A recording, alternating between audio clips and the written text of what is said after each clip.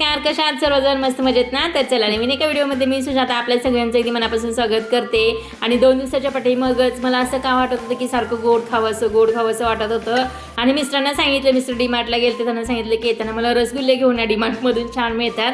आणि मी स्वतः गेले की दरवेळेस घेऊन येत असते, पण यावेळेस मिस्टर गेले होते आणि त्यांच्या आणायचं काही लक्षात नाही. आणि मी त्यांना म्हणून पण दाखवलं की घेऊन यायचं नाही का, म्हणजे कधी कधी बघा कसं एखाद्याच्या मनात काहीतरी चाललंय आणि ते बरोबर ते ओळखत असतं. तर मला तर खूप रसगुल्ले खाऊ वाटत होते, पण इथे अर्धा लिटर दूध खराब करणं म्हणजे मुश्किल आहे. त्यात 1 लिटर दूध मी तर अजिबातच खराब केलं नसतं, कारण मग त्यात लिंबू पिळा, चांगल्या दुधामध्ये लिंबू पिळा वगैरे आणि त्याच्यापासून रेसिपी बनवा. माझ्या तर हातनं होत नाही, म्हणजे ते दूध खराब करायला नको वाटतं. पण आता असं आणि तसं, आता ते खराब झालेलं दूध काय करायचं, टाकून तरी देऊ शकत नव्हते, कारण उकळी मारलेली काही सुद्धा वापर केला नव्हतं त्या दुधाचा आणि खराब झालं होतं. मग काय करायचं, हे बघा सकाळी सकाळी आहे ना, तर हे दूध गरम करून ठेवलं होतं आणि गरम करताच आहे ना, तर ते सगळं खराब झालेलं दिसलं. मग म्हटलं आता चला, आता ह्याच्यामध्ये थोडंसं लिंबू वगैरे पिळून आहे ना, थोडंसं अजून जरा त्याला व्यवस्थित करून घेऊया. आणि देव पण म्हणत असेल की आता हिला गोड खाऊ वाटतं, ते वाटतं आता करूनच खाई नका. म्हणून हे सकाळी सकाळी आज माझ्या देवानी इच्छा माझ्या मनातली ओळखली आणि सगळं दूध खराब करून टाकलं असं मला वाटत होतं. आणि हे सगळं दूध आहे ना, मग मी सगळं गाळून घेतलं पांढऱ्या शुभ्र कपड्यामध्ये. हे गाळून घ्यायचं अगदी पाणी पाणी एका साईडला, आणि जो काही छेना असतो ना तर तो एका साईडला राहतो. आणि जेवढा हातामध्ये जोर आहे ना तेवढा जोर देऊन हे सगळं अगदी व्यवस्थित करून घ्यायचं. त्यातलं सगळं पाणी काढून घ्यायचं, म्हणजे पटकन खराब झाले की पटकन, म्हणजे असं छेना काढून घेतलं की ठेवायची वगैरे काहीच गरज पडत नाही. चांगलं अगदी व्यवस्थित पाणी काढून घेतलं की त्याच्यातलं, आणि लगेच आपल्याला करायला सुद्धा येतं. आता हे सगळं कपड्यातून परातीमध्ये तर घातलं, पण हातामध्ये एवढा जोर नव्हता की ते सगळं मी आता एक 5-10 मिनटं मॅश करेन, कारण माझा हात दुखत होता. म्हणून हे सगळं आहे ना मिक्सरमध्ये घातलं आणि चालू बंद करत करत आपल्याला हे थोडंसं एक 5 मिनटं चांगलं फिरवून घ्यायचं. जास्त काही एकदम हे करायचं नाही, कारण मग तेलकट होऊ शकतं. तर अशा प्रकारे हे सॉफ्ट बघा डो तयार झालेले फक्त 2 मिनिटांमध्येच. तर दूध तसं खराब व्हायचं काहीच कारण नव्हतं, कारण काल तर आणलं होतं, म्हणजे नेहमी आणतो 2 लिटर दूध आणि सकाळी सकाळी 1 लिटर तापवतो, दुसऱ्या दिवशी 1 लिटर दूध तापवतं, असं काहीतरी असतं. पण ते कसं काही खराब झालं कधी होत नाही, पण आज बरोबर नुसतं सगळं 1 लिटर दूध खराब झालं. आणि छान असं मग आता करूया म्हणलं रसगुल्ले. तर भाकरी मळतोय ना, तर तशापैकी छान असं एकच गोळा तयार झाला आहे. जेवढा भाकरीचा गोळा असतो ना तर तेवढाच असं एक गोळा झालेला आहे, म्हणजे 1 लिटर दुधाचा आणि 1 वाटी साखर आहे ना. मग गोळे करायचे राहू दे म्हटलं साईडला. पहिला जो काही पाक असतो ना, आपल्याला थोडंसं साखरच विरघळायची असते पाण्यामध्ये. तर 1 वाटी साखर घातलेली आहे आणि 1 तांब्या पाणी घातलेलं आहे. ते विरघळेपर्यंत आपले सगळे गोळे तयार होतील असं म्हटलं. मग तिकडे ते गरम करायला ठेवलं साखर आणि पाणी, आणि इकडे ना तोपर्यंत सगळे गोळे तयार करून घेतले.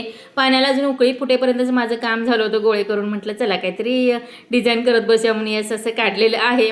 तरी ते या गोळ्यांचं परफेक्ट असं यस सुद्धा तयार झालेलं आहे बघा. आता म्हटलं चला, पाणी पण सगळं उकळलेलं आहे साखरेचं, तर एक गोळे करून टाकून घ्या त्याच्यामध्ये. आणि जोपर्यंत पाणी उकळतं ना तर तोपर्यंतच टाकायचं, म्हणजे एकदम सगळे टाकायचे नाहीत. पाण्याला उकळी फुटत असते तोपर्यंत जसे 2-3 असे टाकत राहायचं. आणि गॅस मोठाच ठेवायचा, बारीक करायचं नाही. मोठ्या गॅसवरतीच आपल्याला हे चांगलं शिजवून घ्यायचं आहे. आणि 2 ते 3 मिनिटांमध्येच एवढं छान असं रसगुल्ले तयार झालेलं आहे बघा. आणि ह्याच्या अगोदर काही जर म्हणतात की रसगुल्ल्यामध्ये जे काही छेना असतो ना तर त्याच्यामध्ये थोडासा मैदा घाला किंवा कॉर्नफ्लॉवर घाला, तसं काही घातलं ना तर तो एकदम बिघडला जातो. कारण मी ह्याच्या अगोदर सुद्धा एकदा केलेला, थोडासा मैदा घातलेला. सगळे रसगुल्ले आहेत ना तर मग इथं पाण्यामध्ये सगळे सुटले होते, त्यामुळे ते सुद्धा उपयोग नाही. अजिबात त्याच्यामध्ये काहीच घालायचं नाही, ना बेकिंग पावडर घालायची, ना मैदा घालायचा, ना कॉर्नफ्लॉवर घालायचं, काही सुद्धा घालायचं नाही आहे. आणि हे सगळं चांगलं शिजलेलं एक 5-10 मिनिटांमध्येच. आणि इथं मी बर्फाचं पाणी ना तर थोडंसं घेतलं होतं एका भांड्यामध्ये, आणि डायरेक्ट त्याची प्रोसिजर थांबते. म्हणजे ते गोळे आहेत ना गरम गरम बर्फाच्या पाण्यामध्ये टाकायचे आहे त्या स्थितीमध्ये थांबतात, आणि म्हणजे आकसून येत नाहीत त्याच्यानंतर.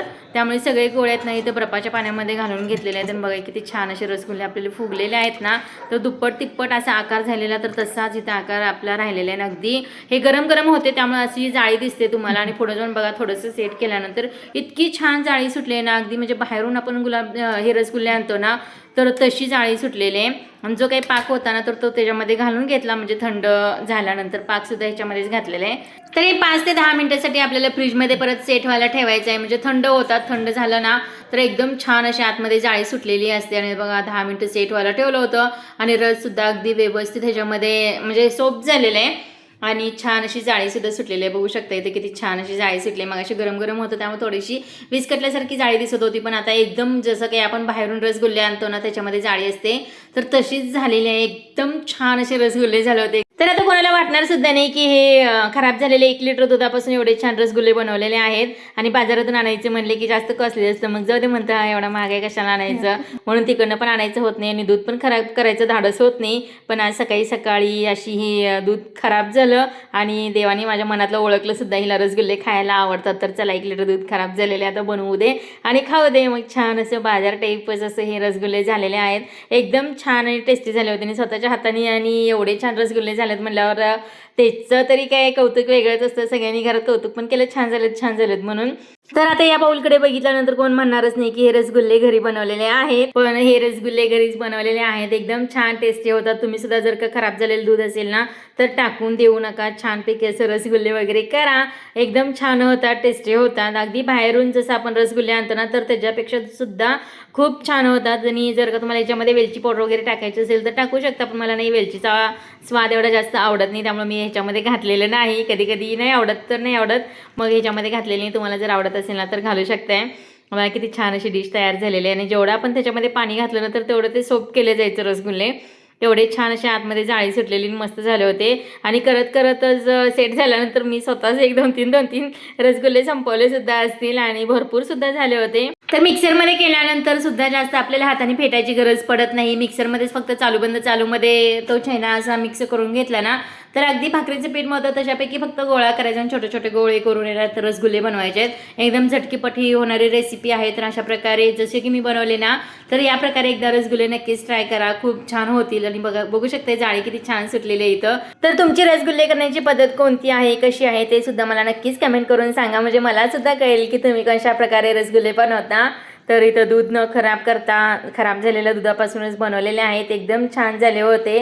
तर अशी ही रेसिपी एकदा नक्कीच ट्राय करा. आणि हा जर का व्हिडिओ आवडला असेल ना तर लाईक, शेअर आणि सबस्क्राईब करायला अजिबात विसरू नका. आणि व्हिडिओ जर का आवडत असतील ना तर कमेंट करायला सुद्धा अजिबात विसरू नका, म्हणजे मला नवीन रेसिपी ट्राय करायला सुद्धा भारी वाटेल आणि तुमच्यापर्यंत पोहोचवायला सुद्धा. तर चला, हा होता आजचा व्हिडिओ. तुम्हाला कसा वाटला नक्कीच कमेंटमध्ये सांगा. छान असे फोटो सुद्धा काढले होते, बघा किती छान दिसत आहेत. चला भेटूया अशा छानशा सोप्या सुटसुटीत व्हिडिओ सोबत. तोपर्यंत bye bye. Thank you for watching.